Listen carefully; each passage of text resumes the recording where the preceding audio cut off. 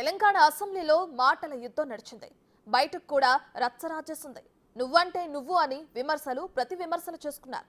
రేవంత్ వ్యాఖ్యలను సబితా కార్నర్ చేస్తే సబితకు ప్రభుత్వం రేవంత్ గట్టి కౌంటర్ ఇచ్చారు.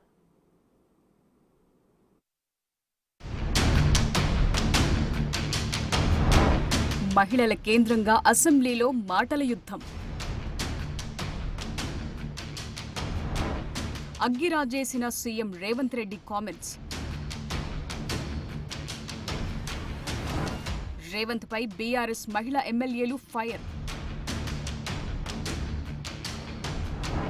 ఘాటుగా సమాధానం చెప్పిన సీఎం, డిప్యూటీ సీఎం.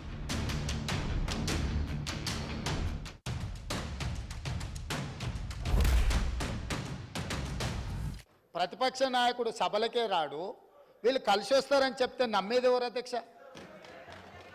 నేను అందుకే వారికి సూచన చేస్తున్నా, వెనకాల ఉండే అక్కలు ఇక్కడ ఉండి చెప్పి ఇక్కడ ముంచి అక్కడికి తేలినరు. ఆ అక్కల మాటలు విన్నాడు అనుకో జూబ్లీ బస్ స్టాండ్లో కూర్చోవాల్సి వస్తుంది అధ్యక్ష. నీ వెనక కూర్చున్న అక్కలను నమ్ముకోవద్దు, మోసం చేస్తున్నాడు. ఏం మోసం చేసినాం అధ్యక్ష? ఏం ముంచినాం అధ్యక్ష? ఈయనను ముంచినాం అధ్యక్ష.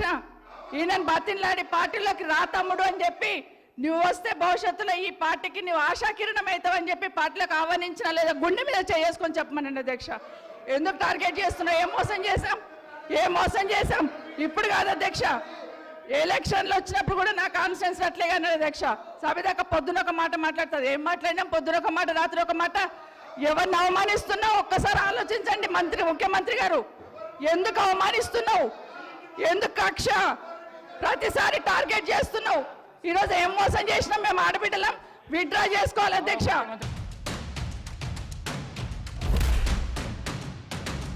ఈ మాటలు తెలంగాణ అసెంబ్లీలోనే కాదు, బయట కూడా మంటలు రేపాయి. ఎవరికి ఎవరూ తక్కువ కాదు అనిలా మాటల యుద్ధం నడిచింది. సబితా ఇంద్రారెడ్డి విమర్శలకు రేవంత్ రెడ్డి వివరణ ఇచ్చారు. 2018లో కొడంగల్లో ఓడిపోయిన తరువాత 2019లో పార్లమెంటుకు పోటీ చేయాలని సూచించిన సబితా ఇంద్రారెడ్డి తాను పోటీకి రెడీ అయిన తరువాత బీఆర్ఎస్ లో చేరిపోయారని చెప్పారు. మరి దీన్ని ఏమంటారని సీఎం ప్రశ్న.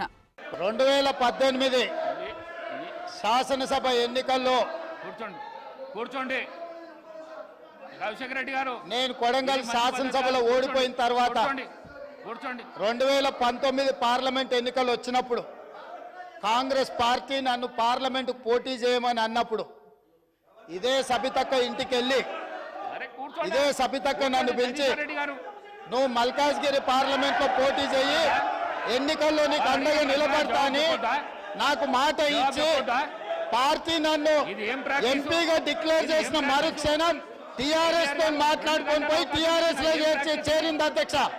సీఎంకు కొనసాగింపుగా డిప్యూటీ సీఎం భట్టి విక్రమార్క కూడా సబితా ఇంద్రారెడ్డికి కౌంటర్ ఇచ్చారు. 10 ఏళ్ల పాటు మంత్రి పదవి ఇచ్చిన కాంగ్రెస్ ను కాదని సబితా ఇంద్రారెడ్డి బీఆర్ఎస్ లో చేరారని విమర్శించారు. ఆనాడు పార్టీని వీడొద్దంటూ స్వయంగా సబిత ఇంటికెళ్లి బ్రతిమిలాడారని చెప్తూ భట్టి భావోద్వేగానికి గురయ్యారు. ఒక దశాబ్ద కాలం మంత్రిగా పనిచేసి కాంగ్రెస్ పార్టీలో అన్ని పదవులు అనుభవించినటువంటి సబితా ఇంద్రారెడ్డి గారు నా వెనకుండి నన్ను ఎల్ఓపిగా నిలబెట్టాల్సింది పోయి కేవలం అధికారం కోసం నేను వారి ఇంటికి వెళ్ళి కూడా అడిగాను అధ్యక్ష. నాతో పాటు అనేక మంది నాయకులను తీసుకొని పోయి, అమ్మ ఎల్లబాకండి, మీరు పోతే ఎల్ఓపి స్టేటస్ పోతుంది, కాంగ్రెస్ పార్టీ పరువు పోతుంది, 10 సంవత్సరాలు మీరు మంత్రిగా అనుభవించారు, మీరు ఇప్పుడు కూడా ఎమ్మెల్యేగా ఉన్నారు, కాంగ్రెస్ పార్టీ మీకు ఏం తక్కువ చేయలేదు, మీకు ఇంకా కావాలంటే ఇంకా చాలా చేస్తుంది, చివరికి మీ అబ్బాయికి పార్లమెంట్ సీటు కూడా కాంగ్రెస్ పార్టీ ఇచ్చింది, చేయబాకండి అని పదే బతిలాడితే వారు చేసింది ఏంది అధ్యక్ష? ఒక్కసారైనా ఆలోచన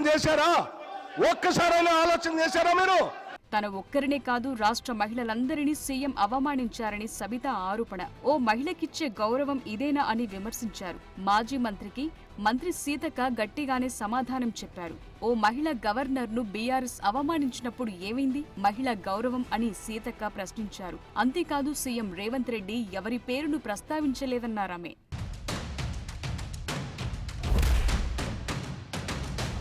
ఈరోజు మహిళల్ని అక్కలను నమ్ముకుంటే జూబ్లీ బస్ స్టాండ్ అవుతుంది అంటున్నారు. ఆడబిడ్డలు ఎట్లా ఉంటారో తెలీదా? ఆడబిడ్డలు ఎప్పుడైనా క్షేమం కోరుతారు. నష్టం కోరరు. నమ్ముకున్న వాళ్ళకి ప్రాణమన్న ఇస్తాం కానీ నమ్మిన వాళ్ళకి మోసం చేయాలనే ప్రయత్నం చెయ్యం. కానీ ఈరోజు ఏదైతే రేవంత్ రెడ్డి గారు మాట్లాడారో ఒక్క సునీతమ్మకు సబితమ్మకు జరిగిన అవమానం కాదు ఇది. యావత్ తెలంగాణ మహిళల గురించి మాట్లాడిన మాటలు ఇవన్నీ. ఇప్పటికైనా ఎందుకంటే రేవంత్ రెడ్డి గారు ఒకటి గుర్తుపెట్టుకోవాలి. ఈరోజు ఆడబిడ్డలను అవమానించి ఆడబిడ్డల వ్యక్తిత్వాన్ని అవమానించున్నాను. ఒక అసెంబ్లీలో ఉన్న మమ్మల్ని మాత్రం అవమానించడం కాదు, అక్కల్ని నమ్ముకుంటే బతుకు బస్టాండ్ అవుతుంది అన్నట్టు మాట్లాడినావు. ప్రతి ఇంట్లో ఆడబిడ్డలు ఉంటారు. తెలంగాణ రాష్ట్ర ఆడబిడ్డలందరూ ఈరోజు ఆలోచిస్తున్నారు. ముఖ్యమంత్రి గారు వాళ్ళ పేర్లు తీయలే, వెనుక అన్నారు. బయట కావచ్చు లోపల కావచ్చు సభలో అని కూడా అనలే, వెనుక అన్నాడు. దాన్ని పట్టుకొని వాళ్ళు ఇవాళ చేస్తారు. ఇదే మహిళా గవర్నర్ను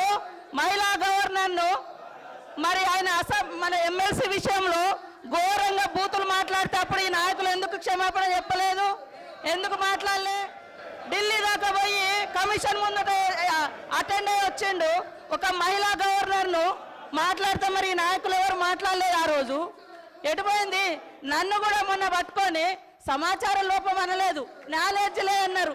క్షమాపణ చెప్పిండు అధ్యక్ష. వాళ్ళకొక తీరు మాకొక తీరా అంటే ఏంటిది? ఇది వాళ్ళు ఇష్టం వచ్చినట్టు చేయవచ్చు. ఒక్క రోజన్నా గేట్లకి దాటి రానిచ్చిరా మమ్మల్ని? చప్పట్లు కొట్టున్నారు, రోడ్ల మీద ఆట ఆడుతున్నారు. ఈ అసెంబ్లీ ఇష్టం ఉన్నట్టు చేస్తారు. వీళ్ళ దురహంకారం చూసే ప్రజలు ఇళ్ళ కూర్చోబెట్టారు, అయినా బుద్ధి రాలే.